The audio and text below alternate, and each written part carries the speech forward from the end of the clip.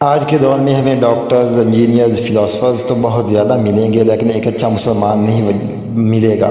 اس کی وجہ کیا ہے؟ اس کی ایک ہی وجہ ہے، یہ ہمارے آج کی جو تعلیمی ادارے، بے حیائی آن لائن کورس، 40 روزہ بغیرتی کورس، سہمائی دیوسیت کورس، 4 سالہ BS ڈگری ان ملحدیت، PhD ان دین سے دوری، یا 10 سے نظامی نرم ملائم امن والا۔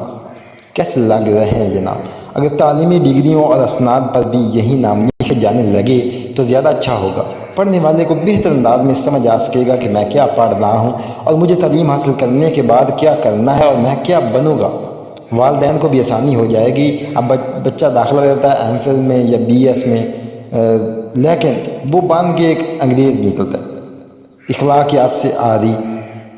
اخلاقیات سے اتنا عاری ہو جاتا ہے کہ وہ اس میں ساس نام کی کوئی چیز بھی نہیں ہوتی۔ پھر دوسری طرف بچے کو درس نظامی میں بھیجا جاتا ہے کہ بچہ دین پڑھے گا، تو یہاں اکثر جگہوں پر یہ صرف آسان امن والا دین پڑھایا جاتا ہے۔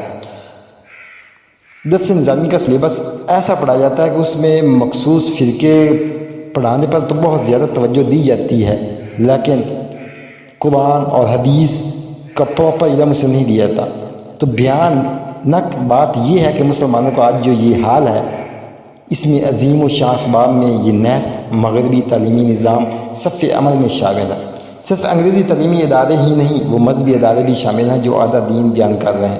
ان کے ایجنڈا میں جہاد، ایک سے زیادہ شادیوں اور باطل خلاف آواز اٹھانا نہیں سکھایا جاتا۔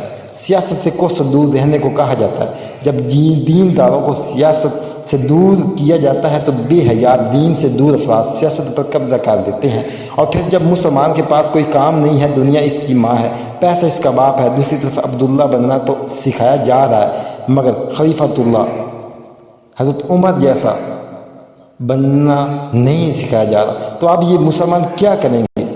انگریزی والے بے حیائی، بے غیرتی اور دین سے دوری کی طرف مائل ہو کر امت کا بیڑا غرق کریں گے، جیسا کہ ہمارا ہو رہا ہے، اور دوسری طرف والے بھی کم از کم ایمانی غیرت سے دور ہو جائیں گے۔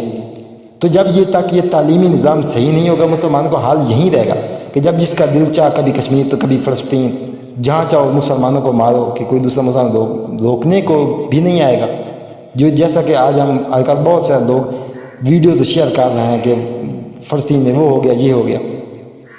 تعلیمی نظام کی درستگی اتنی ہی زیادہ ضروری ہے اس وقت جتنی فلسطین کے حق میں آواز اٹھائے، کیونکہ ہمیں اگلی نسل بچانی ہے، ورنہ وہ بھی اسی طرح غیرت ایمانی سے ہاتھ دھو بیٹھے گی۔ تعلیمی نظام کی درستگی کے لیے سب سے پہلے اپنے گھروں میں دین نافذ کریں، تاکہ آپ کے بچے اس وقت چاہیں جہاں پڑھے وہ کبھی کسی باطل نظریے یا باطل کا ساتھ دینے والے نہ بنیں، کیونکہ ہم جیسا سافٹ ویئر کریں گے تو ہمارا جو کمپیوٹر ہے وہ اس کے مطابق کام کرے گا۔ جب ہم بچے کا سافٹ ویئر بھی غلط طریقے سے کر رہے ہیں تو اس میں خاک کام کرنے دین کے ایسے تعلیمی اداروں کا رخ نہ کرے جہاں دین سے دور ہونا سکھایا جاتا ہو یا آدھا دین بیان کیا جاتا ہو۔ آپ کے بچے جن اداروں میں پڑھ رہے ہیں، اگر آپ وہاں دین سے دوری والے ایونٹس یا نصاب دیکھیں تو آواز اٹھائیں، نہیں سنی جاتی تو بچوں کو وہاں سے ہٹا دیں۔ پھر ہر فورم پر مغربی تعلیمی نظام کے خلاف آواز اٹھائیں، لکھیں، بولیں، ویڈیو بنائیں، تاکہ آج کے غافل والدین کو کچھ ہوش آ سکے۔ پھر ووٹ دینی جماعتوں کو دیں، کیونکہ جب دین تخت پر ہوگا تو ہر نظام ہی نظام شریعت میں تبدیل کیا جائے گا۔ اس لیے نظام کی تبدیلی پر کام کریں، چاہے وہ گھر کا ہو یا ملک کا۔ ہمیں امن کے چکر میں غیرت سے ہاتھ دھو بیٹھنے والے یا شکیل سے شکیلا بننے والے،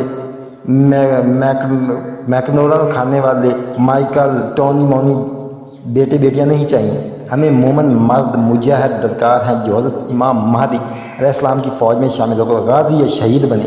ہمیں ایسے مسلمان درکار ہیں جو اگر سائنسدان بنے تو یہود کی ٹیکنالوجی کی دھول چٹا دے، اور اگر عالم بنے حضرت شیخ عبد القادر جیلانی، حضرت ابن عربی رحمۃ اللہ علیہ کی طرح علم سے فیضیاب بھی کرے، اور اپنی دستگاہوں سے سلطان صلاح الدین ایوبی اور ارطغرل جیسے شیروں کو بھی تربیت دی۔